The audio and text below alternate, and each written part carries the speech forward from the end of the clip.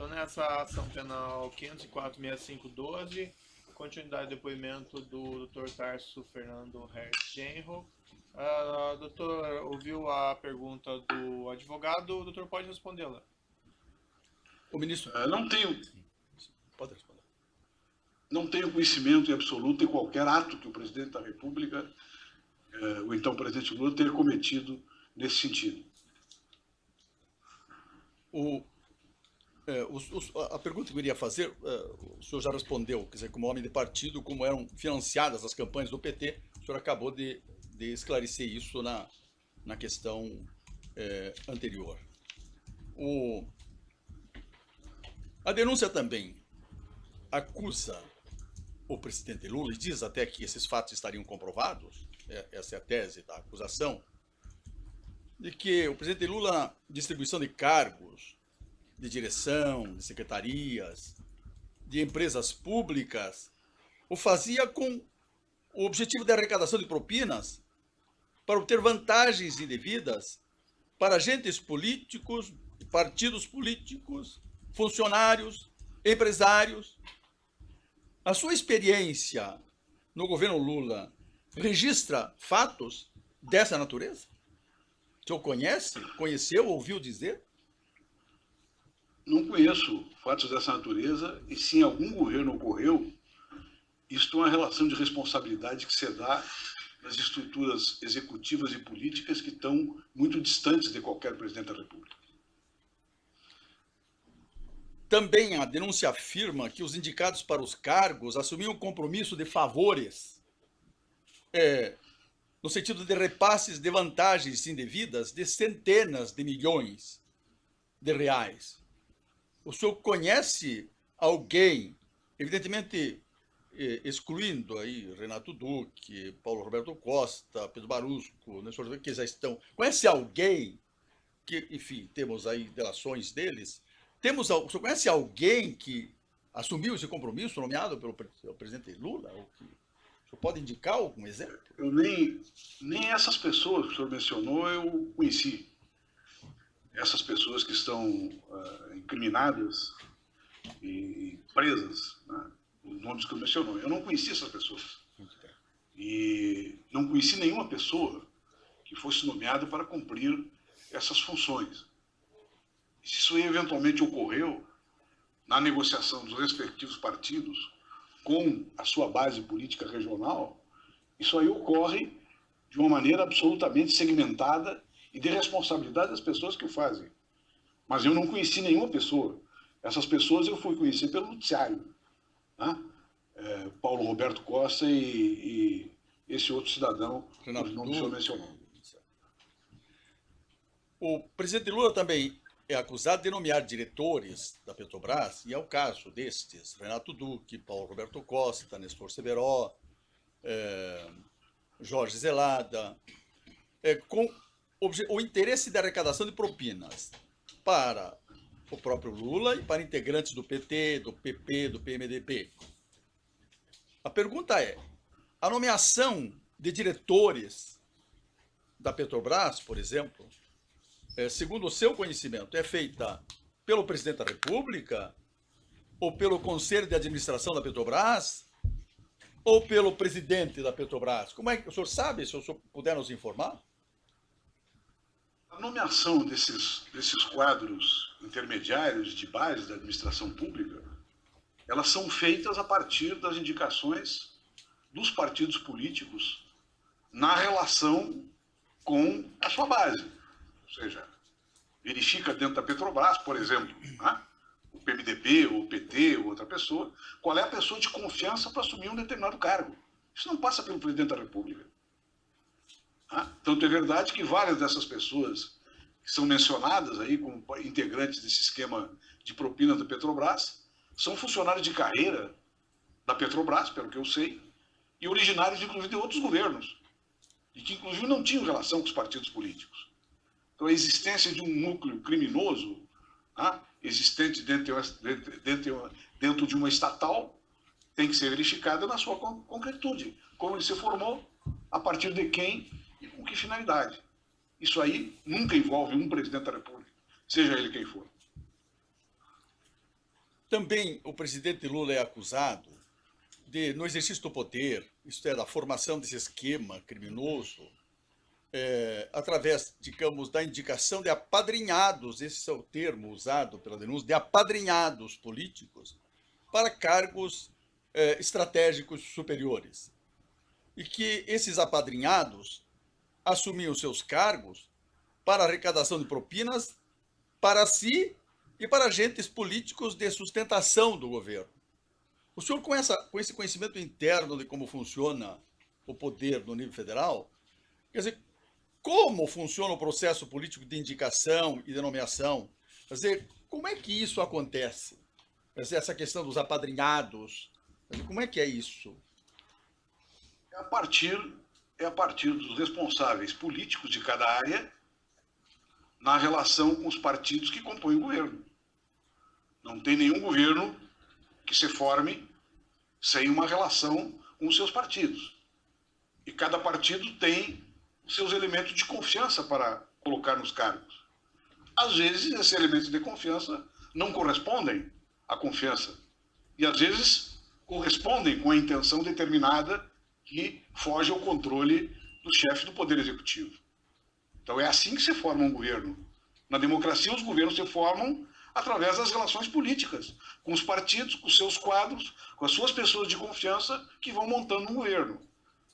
Tanto é verdade que dentro do governo do presidente Lula, inclusive, permaneceram vários técnicos e quadros em cargos de confiança que não eram nem do PT, nem do PMDB, que eram quadros, inclusive, que não pertenciam a partidos, ou que eram até alguns que eu conheci do PSDB, como ocorria, né, dentro do Banco Central, dentro de outras instituições, onde essas pessoas exerciam suas funções. Muito bem. Uma das teses da denúncia, que ela sempre repete, mas que nunca demonstrou, mas que é um argumento que está sempre permanente no discurso da acusação, é a existência de um caixa geral do PT. O senhor sabe da existência desse caixa geral? Ouviu falar dele? O que o senhor pode nos dizer desta ideia, dessa hipótese do caixa geral? Eu desconheço, porque quando eu assumi a presidência do partido, eu proibi que se fizesse arrecadação. Nós estávamos em plena discussão a respeito do chamado mensalão, né, onde tinha-se suspeitas a respeito de determinadas arrecadações que foram feitas.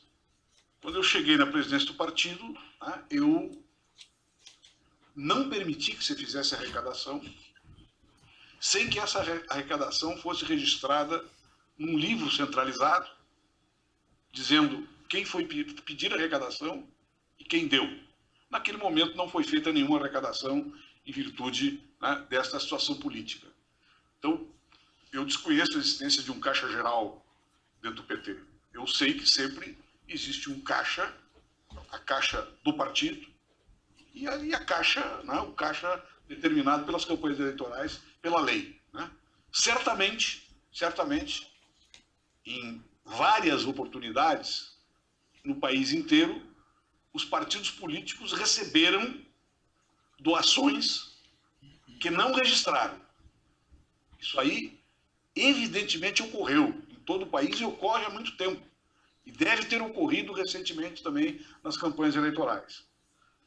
Isto decorre ou de uma intenção maliciosa de quem doa ou quem recebe, ou de uma tentativa de obscurecer, né, apoio político que venha de determinados setores que estão interessados no processo eleitoral. E para que isso seja corrigido, eu acho que nós temos que fazer uma profunda reforma política no país, não só orientando, né, a legislação no sentido da votação em lista, para despersonalizar as relações políticas, para garantir maiorias a partir das listas que são eleitas e fazer também, proibir também o financiamento empresarial, tanto dos partidos como das campanhas. Eu acho que isso pode ajudar a corrigir essa deformidade no nosso sistema político. Ministro, apenas para encerrar, eu faria duas perguntas. A acusação, existem duas acusações centrais contra o presidente Lula. A primeira é de corrupção passiva, de que o presidente de modo consciente e voluntário, em função do cargo. Ele solicitou vantagem indevida, ele aceitou promessa de vantagem indevida, ele recebeu vantagem indevida, isso durante o período de 2006 até 2012. Então a pergunta é, o senhor sabe de alguma ação do presidente Lula definível como solicitação, como aceitação de promessa, como recebimento de vantagens indevidas? Não sei, nunca tive conhecimento e, pelo que eu conheço da atividade dele como presidente, como quadro político, duvido muito que ele fizesse isso. A segunda acusação é de lavagem de capitais. Lula é acusado de ter adquirido o apartamento 164A do edifício Solares de Guarujá. É acusado também de fazer reformas dentro desse apartamento e de ter mobiliado e decorado esse apartamento. E, enfim, isso é definido pela acusação como lavagem de dinheiro, o que seria a forma dele ser beneficiado sem que aparecesse que ele estava sendo remunerado. O que o senhor sabe a respeito disso? Eu não conheço a vida financeira privada do presidente Lula, mas tenho conhecimento suficiente dele, da sua postura como político, como presidente da República, que ele jamais aceitaria qualquer benefício indevido decorrente de intercâmbio a partir das suas funções presidenciais. Eu fico muito agradecido pelas suas informações. Muito obrigado, ministro. Outros defensores têm indagações? O Ministério Público tem indagação? Pouquíssimas, Excelência, muito rapidamente. Senhor Tarso, boa tarde. Boa tarde. O senhor participou da fundação do Partido dos Trabalhadores? Não, senhor. O senhor conhece há quantos anos o ex-presidente Lula? O ex-presidente Lula, desde que eu era advogado dos sindicatos bancários em Porto Alegre, e o presidente do sindicato era Olívio Dutra.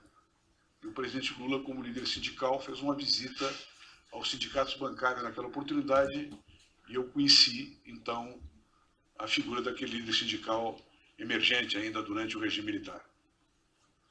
Certo. Durante o regime militar, então o senhor o conhece há mais de 30 anos? Eu conheci o presidente Lula mais precisamente em 1900 e provavelmente 76. Perfeito. O senhor é amigo... Eu entrei no Partido dos Trabalhadores 2 anos depois da sua fundação. Certo. O senhor é amigo pessoal do ex-presidente Lula? Eu tenho uma relação de amizade política com o presidente, mas não sou frequentador da sua casa, nem ele frequentador da minha. Né? Tenho, sim, um afeto por ele, pessoal, e um grande respeito. Mas não sou amigo íntimo do presidente, não sei da sua vida íntima, como também não compartilhei com ele a minha. Certo.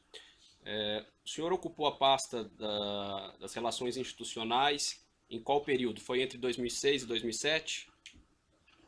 Sim, parece que sim. Certo. O senhor representante do Ministério Público, parece que foi esta data, sim, foi por quase 2 anos. Depois disso eu fui para o Ministério da Justiça. Perfeito. Nesse período já eram notórios, né? Eram notórios os fatos relacionados à ação penal 470. Eu pergunto para o senhor, considerando que o senhor ocupava a pasta responsável pela articulação política, o senhor recebeu alguma orientação específica do ex-presidente Lula para evitar que essas práticas relacionadas à ação penal 470 se repetissem? Sim, foi na formação da coalizão. No processo de formação da coalizão, eu discuti com o presidente como é que nós diminuiríamos aquilo que vulgarmente se taxa politicamente, se chama politicamente de pressões fisiológicas regionais. E eu coloquei o presidente, ele aceitou prontamente, que seria através de um programa de unidade. E que, portanto, isso determinaria que os partidos fizessem demanda sobre o governo a partir daquele programa acordado. E esta foi a presidência que nós tomamos. Eu me lembro que, logo que eu cheguei no Ministério das Relações Institucionais, nós estávamos com um problema, inclusive, de aprovação do orçamento. O governo não tinha formado uma maioria para aprovar o orçamento. E o presidente disse que era necessário que isso não se repetisse, porque isso levava a um conjunto de demandas setoriais, fragmentárias, que prejudicavam o governo. O governo perdia a noção de totalidade. A partir disso, nós construímos essa visão de coalizão e apresentamos esses pontos programáticos. E orientamos, inclusive, os partidos para que, a partir deste momento, com aqueles pontos definidos, as pressões que viessem das regiões viessem por dentro dessas prioridades que foram escolhidas. Certo. A ação 470, a ação penal 470, ela trata de alguns contratos públicos, acho que o senhor deve conhecer por conta de ser notório, em que a partir desses contratos públicos alguns recursos eram desviados para parlamentares. Pergunto se o senhor recebeu alguma orientação específica nesse sentido, para evitar que isso acontecesse? Não recebi, mas isso era completamente desnecessário nas nossas relações, né? Porque era evidente que quando o presidente me colocou naquela função, nós nos conhecíamos já há muito tempo, eu já tinha passado, né, pelo Ministério da Educação e pelo Conselho de Desenvolvimento Econômico e Social, onde nós fizemos uma grande concertação política para dar estabilidade para o primeiro governo do presidente, que ele sabia que os métodos que nós adotaríamos e estávamos adotando por orientação dele era precisamente a eliminação de qualquer tipo de relação fisiológica dessa natureza. Perfeito, seu Tarso, estou satisfeito. Muito obrigado por responder as perguntas. O assistente de acusação tem alguma alegação? O juiz tem alguns poucos esclarecimentos aqui. Dr. Tarso Genro, esse período que o doutor permaneceu como ministro das Relações Institucionais ou nessa coordenação política, chegou a haver nesse período alguma discussão a respeito de cargos na Petrobras, de diretoria ou presidência? Não, Excelência, não houve. Não ocorreu isso. Sob minha tutela, ou sob minha orientação, ou sob meu conhecimento.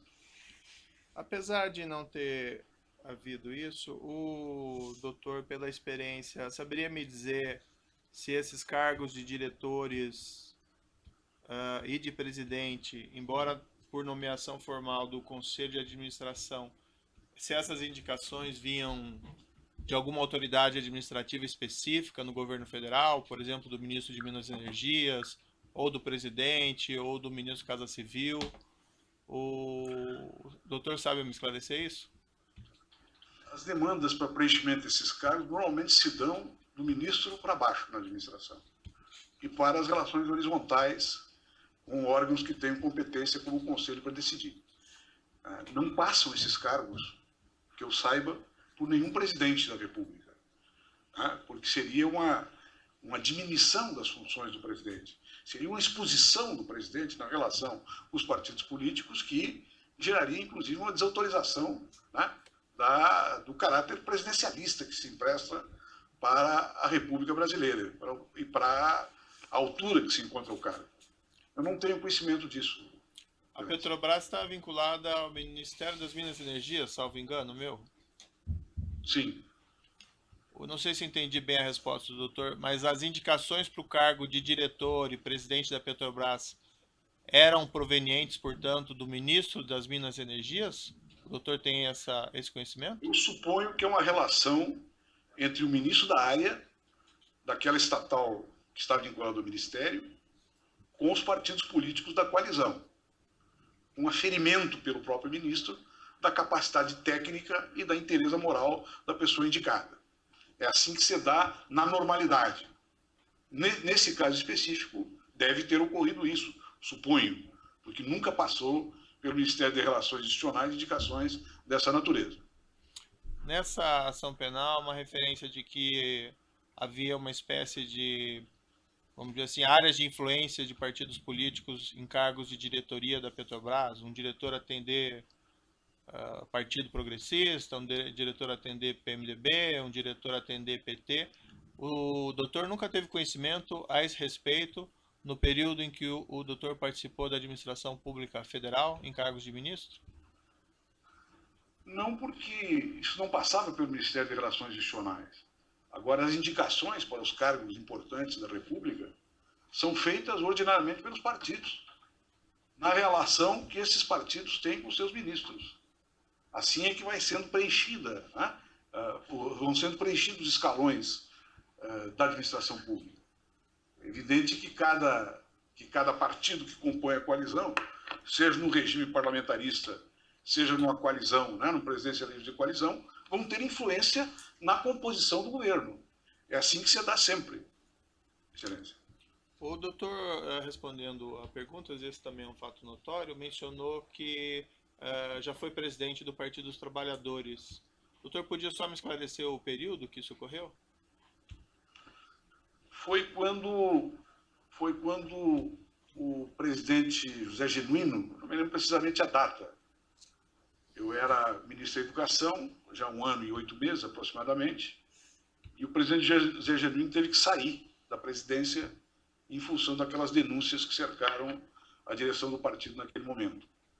Naquele momento, eu fui instado para assumir a presidência do partido.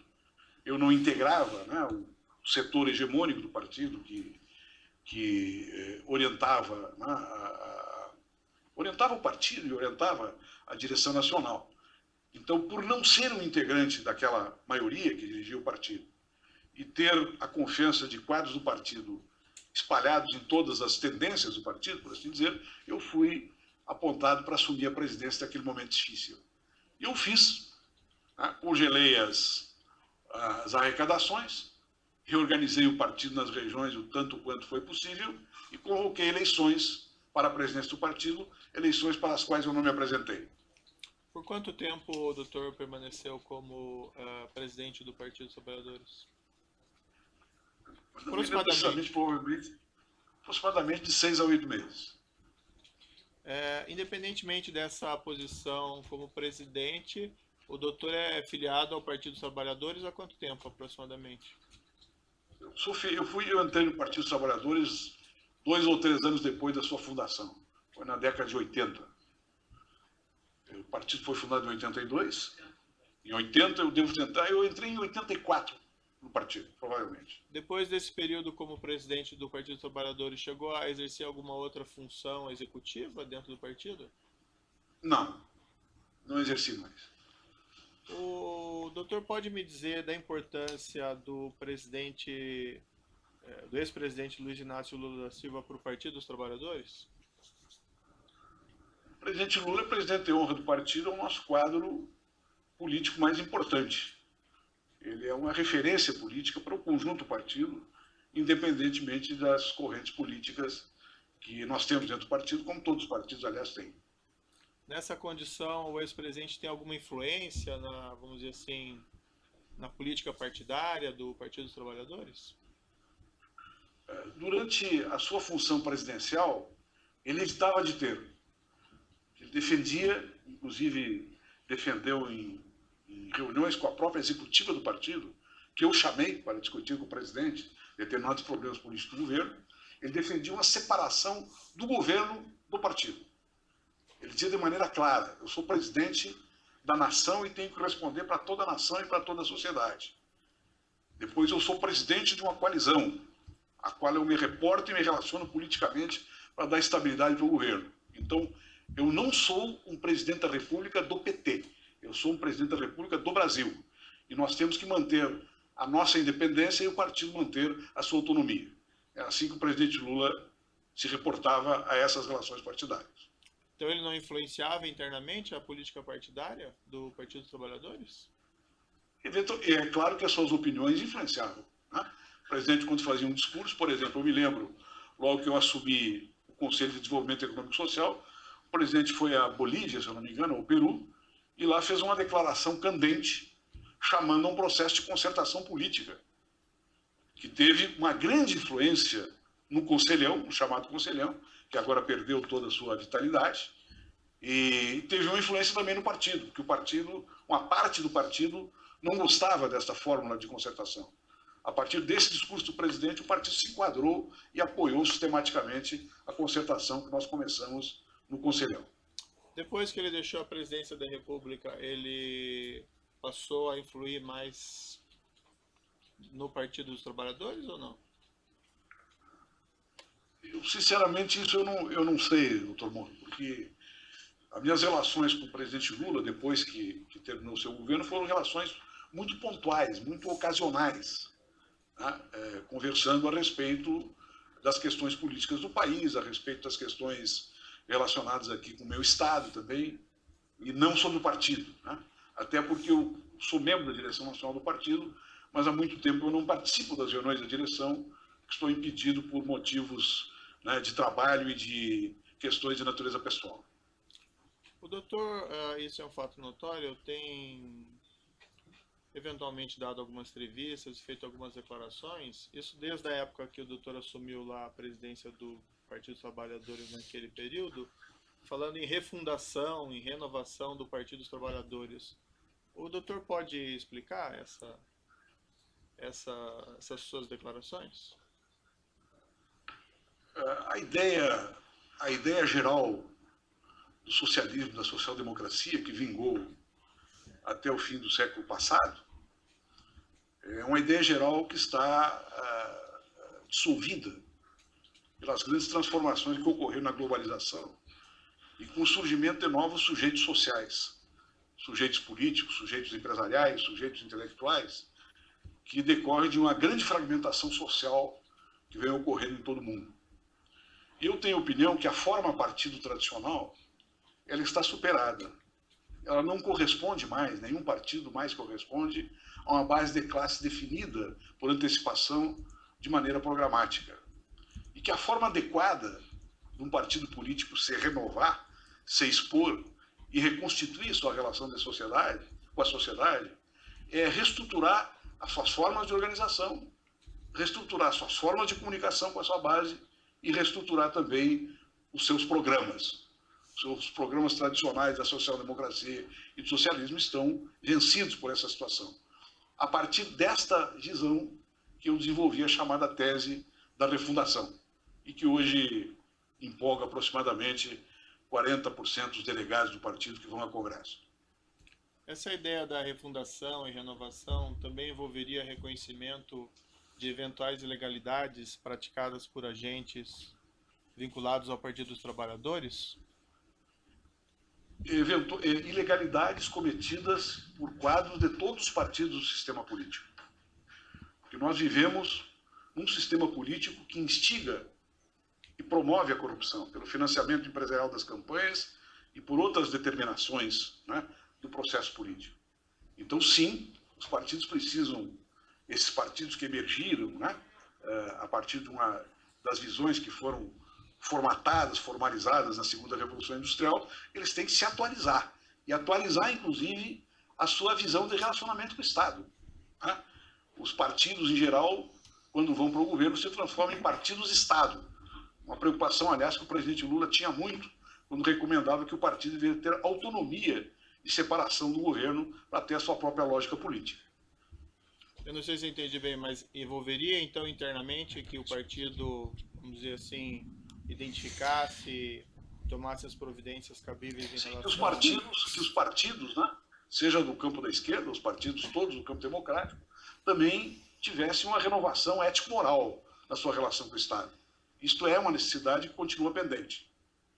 Alguns dos agentes dos partidos trabalhadores que foram condenados... Excelência, pela ordem, gostaria de fazer uma ponderação que Vossa Excelência, na verdade, não está julgando o PT, nem, enfim, questões de natureza política, partidária, até porque não há competência desse juízo para tratar de questões político-partidárias.